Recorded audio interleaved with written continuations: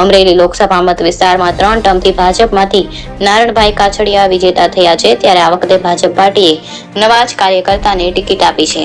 ત્યારે અમરેલી જિલ્લામાં 2022ની વિધાનસભામાં 5 ધારાસભ્ય ભાજપના વિજેતા જાહેર થયા, તો ધારી વિધાનસભામાં જેવી કાકડિયા સતત 3 વખતથી વિજેતા જાહેર થયા।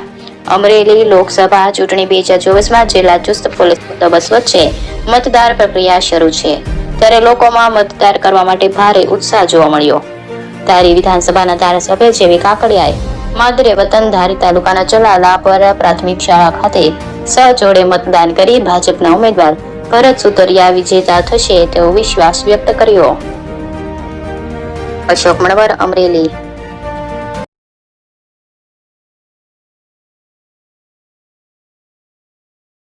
અમરેલી 14 લોકસભાના ઉમેદવાર ભરતભાઈ સુતરિયાના સમર્થનમાં આજે મતદાનનો દિવસ છે અને ખૂબ જ સારી રીતે મતદાન થઈ શરૂ છે।